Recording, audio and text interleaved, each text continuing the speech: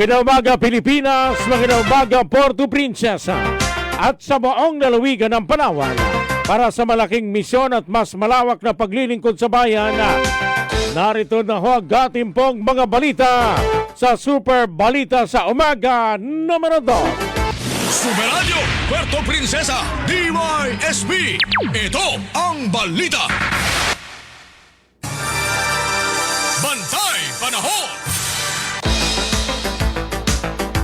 Mga kaibigan, ang dating bagyong Ada na ngayon ay low pressure area na lang ay namataan, tinatayang nasa 1,155 kilometers silangan ng southeastern Luzon. Samantala, amihan naman ang umiiral sa Luzon at Visayas, mga kapuso.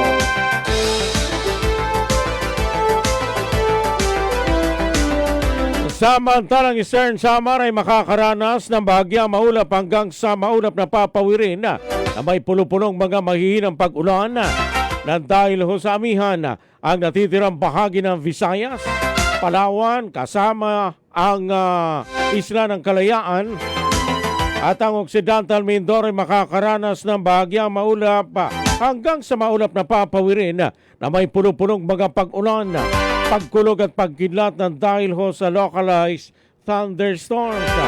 Ang silangang bahagi ng Visayas ay makakaranas na malakas hanggang sa napakalakas na hangin mula sa ilagang silangan na may maalon hanggang sa napakaalon na karagatan. Ang natitirang bahagi ng Visayas, Palawan, kasamang Isla ng Kalayaan at Occidental Mindoro, mga kapuso, ay makakaranas ng katamtaman hanggang sa malakas na hangin mula sa ilagan silangan na may katamtaman hanggang sa maalon na karagatan. Bantay Panahon. Samantala mga kaibigan, sa iba pang balita, inflation sa Puerto Princesa tumagal habang bumilis naman sa Palawan nitong nakalipas na buwan ng Disyembre. Super Radio Local News.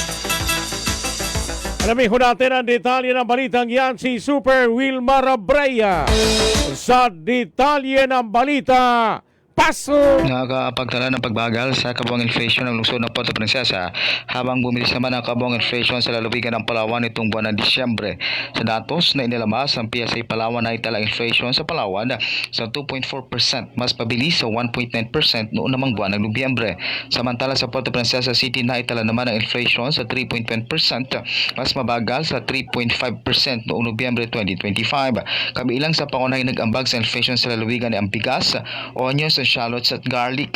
Sa lungsod naman ang pagbagal ng inflation ay bunsod ng electricity, gasoline at diesel. Ako, si Wilmar Abreya ng GMA Super Radio Palawan, dapat totoo. Ang balitang ito ay inihatid sa inyo ng Biogesic. Headaches can strike anytime, anywhere. Kaya always bring Biogesic anytime, anywhere. Choose ingat, choose Biogesic. Tanduay Light, gaan ng may kasama. Ang balitang ito ay hatid sa inyo ng Rexidol Forte. Mas bilis banat sa apat. Ang balitang ito ay hatid sa inyo ng BioFlu. 2 or more symptoms, baka flu na yan, i-BioFlu na.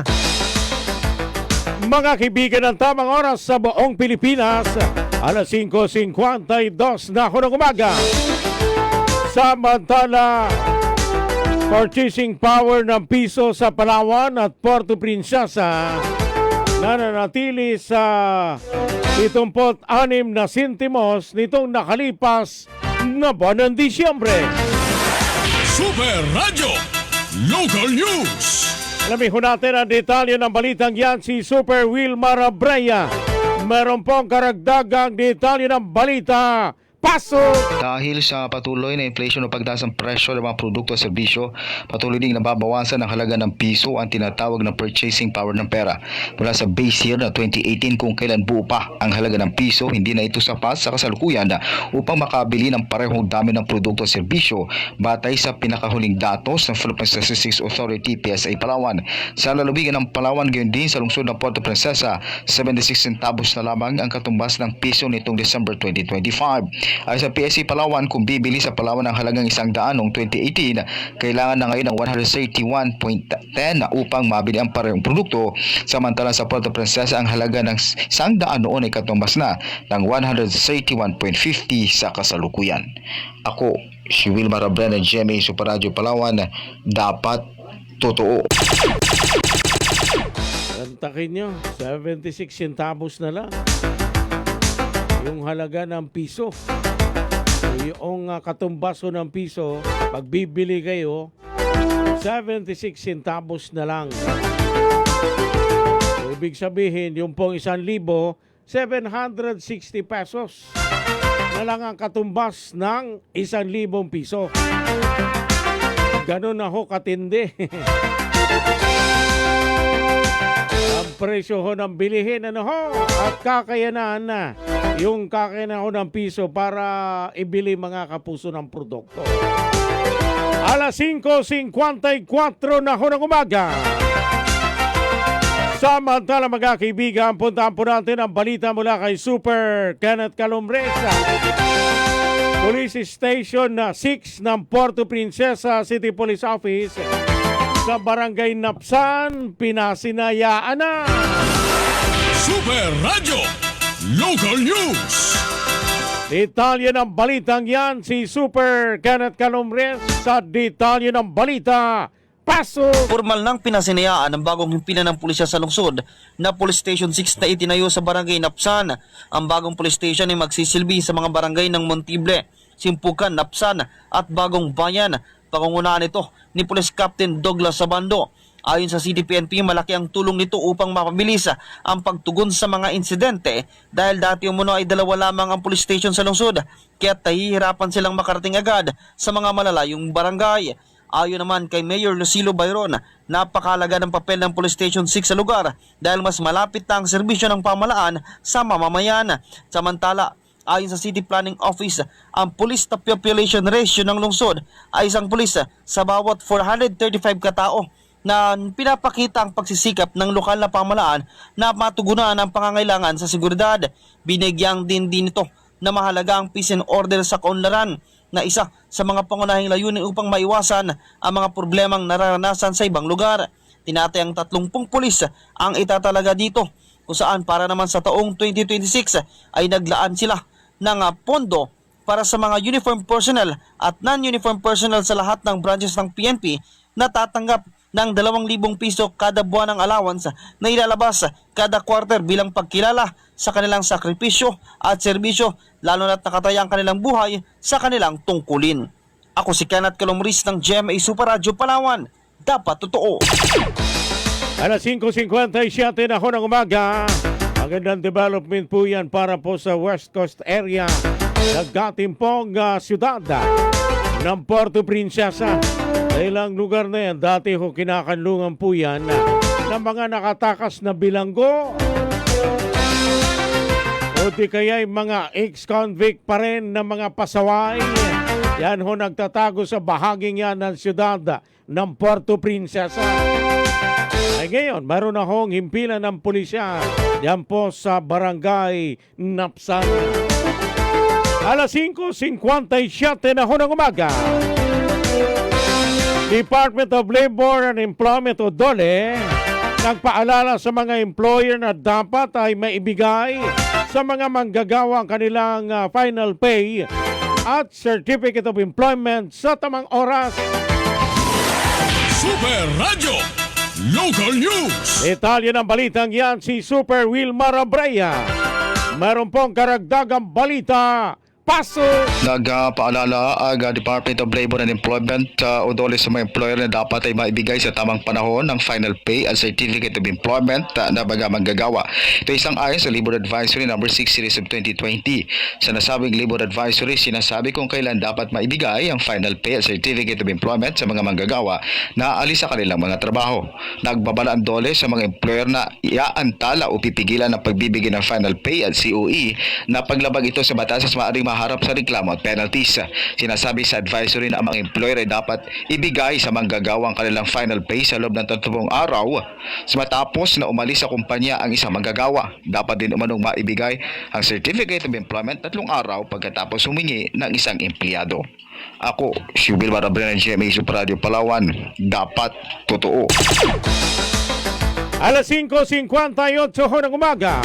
Mga kapuso, kayo'y patuloy pa rin po nakikinig sa Super Balita sa Umaga numero 2. Kayo'y nakikinig sa Super Balita sa Umaga. Samantala sa iba pang balita, planong magkaroon ng terminal para sa mga taga-norte na lalawigan. Tuloy pa rin ayon po yan kay Board Member Winston Arsaga.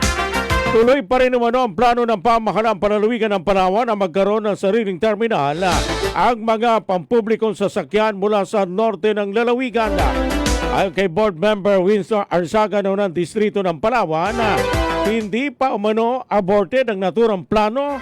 Patuloy pa rin ang pagkikipag-usap ng provincial government sa pamahalaan lungsod ng Puerto Princesa.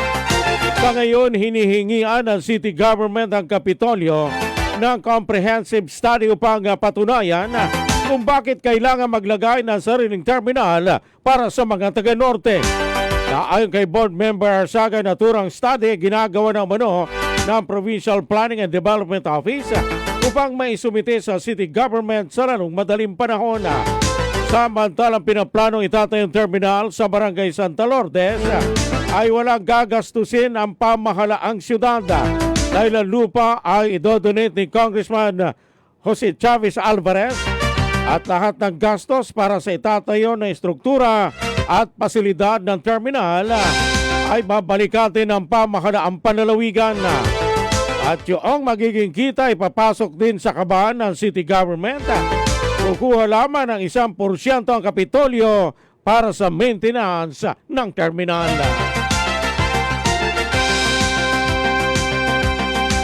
Alas 6 na ako ng umaga.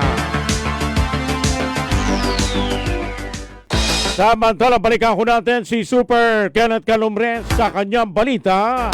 Isang lalaki arestado sa drug buy-bust operation sa bayan ng El Nido, Palawan. Super Radio Police Report. Detalye ng balitang yan na Super Kenneth Calumres sa detalye ng balita. Paso! Arestado ang isang lalaki sa isinagawang drug buy-bust operasyon ng mga otoridad sa bayan ng El Nido, Palawan. Kinilala na aresto sa operasyon na sa alias Daniel, 26 anyos, residente ng Barangay Villa Libertad sa naturang munisipyo. Sa naturang operasyon ay nabili nito ng isang pakete ng pinaghinalaang pinagbabawal na droga sa halagang 1,000 piso. Samantala sa ngayon ay nasa kustodiya na ito ng pulisya para sa kaukulang disposisyon. Ako si Kenneth Calumres ng GMA Super Radio Palawan. Dapat totoo.